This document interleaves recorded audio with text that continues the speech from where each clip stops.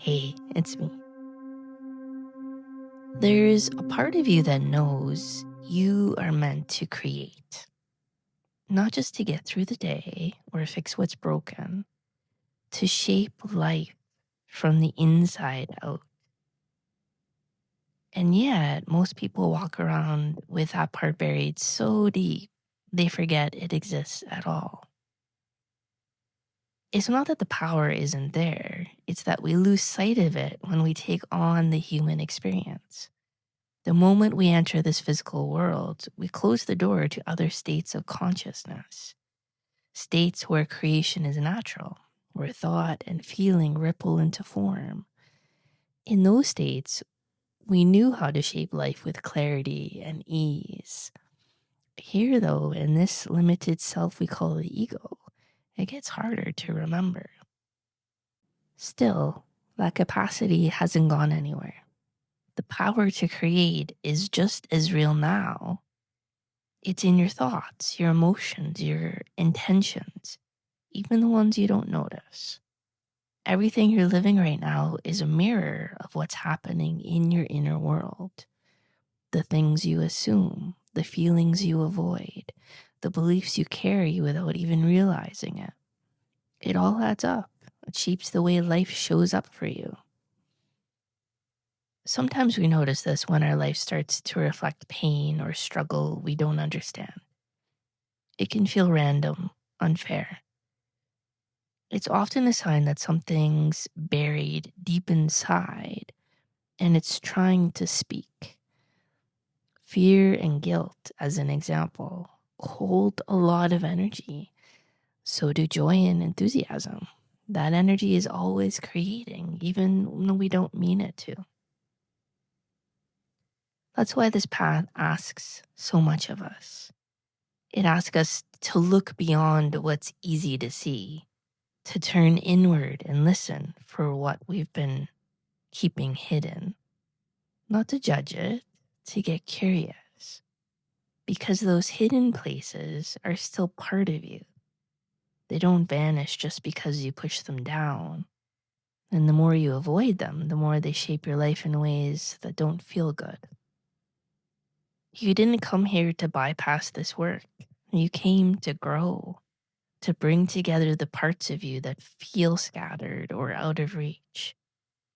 That's why life is designed the way it is. The ego gives us focus.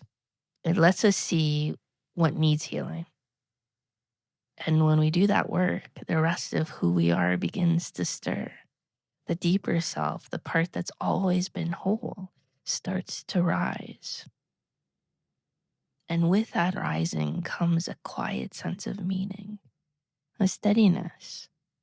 Not because life gets easier, more because you stop running from it. You start to see your struggles not as problems, more as messages, invitations to come closer, to listen more deeply, to remember what you came here for. That's not how most people live, though. Many split life into two tracks, what they call real life and spiritual life, as if they're separate, as if one takes away from the other. They chase after outer success without asking what it's rooted in. And over time, that separation starts to ache. It shows up as anxiety, burnout, a feeling of emptiness that nothing seems to fill. Even something as innocent as a child's belief in their own power gets distorted in this world. A toddler thinks they can make anything happen. And while that gets labeled as immature or unrealistic, there is a deeper truth hiding in it. That feeling of I can create anything is a memory, a leftover trace of a much freer state of being. The thing is, when it passes through the ego, it gets twisted. The ego makes it about control, about winning, and about being separate. And that's where the pain begins. Real power doesn't need to control. It doesn't need to compete. When you reconnect with your deeper self, you realize that your good isn't separate from anyone else's. That power and love can actually live side by side. This is why remembering your creative capacity can be dangerous if you haven't done your inner work. If you still see life through the lens of separation, that power gets used to reinforce fear, to defend, to prove. But when you faced your shadows and started to come into wholeness, the energy that once created pain can now create healing. You may already know what it's like to feel a surge of energy after releasing something you've held in, be it anger, grief, shame. That release is powerful. And if you can catch that moment, if you can redirect that energy towards something meaningful, something you actually want to bring into your life, it becomes a force of creation. Most people don't know they can do this. Or if they do, they try to force it. They turn creation into another way to control, another way to get what they want without looking at what's really there. That's not the way. You can't bypass your pain and expect your joy to last. The part of you that still believes you're separate will sabotage the very thing you're trying to create. This path isn't about quick fixes. It's about slow integration, about building something honest from the inside out. You're here to explore the parts of you you've rejected. That's the very reason you came into this form. The things you don't want to face are the doorway back to your wholeness. So I invite you to ask yourself, what's the weakness you hide from? What's the part of you you don't want others to see? That's the place where your creative power gets blocked.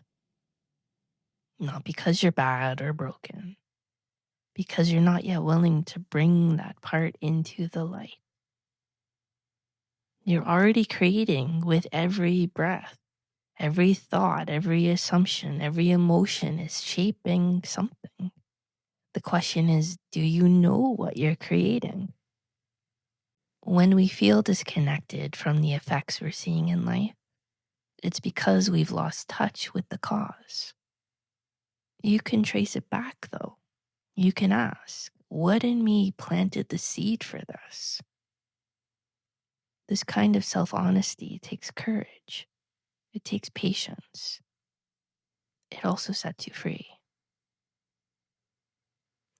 You may have tried to meditate or visualize something you want, love, abundance, connection, and notice this strange resistance inside, like something in you doesn't want to follow through, or forgets, or zones out. That resistance isn't random. It's not because you're lazy or broken. It's actually intelligent. It's your deeper system saying, hold on, something's not ready yet. Maybe you still carry a belief that you don't deserve love. Maybe there's anger toward the people you want connection with. Maybe you want something, but you're not yet willing to give it. These aren't flaws, they're signals. And if you can be honest about them, they'll show you what needs to shift. Sometimes it's not time to create the thing you want. It's time to understand what's blocking it. That understanding is part of the creation process too. You can't fake wholeness. You can't willpower your way into a relationship or a job or a feeling and expect it to hold if the foundation underneath is cracked. You have to go to the part of you that still feels separate. That's where the real work is. When your thoughts start to shift and your inner space gets clearer, then creation flows naturally. You don't have to force it. You just plant the seed and trust the process. You wait, not in panic, in quiet knowing. And in time, that seed becomes something real. Even the experience of impatience itself carries a memory. It's the echo of a time when you could create instantly. Now, in this slower, heavier dimension, that urge gets twisted. We want results fast. We get tense. We doubt. Real creation happens when you're relaxed, when you're open, when you're not trying to prove anything.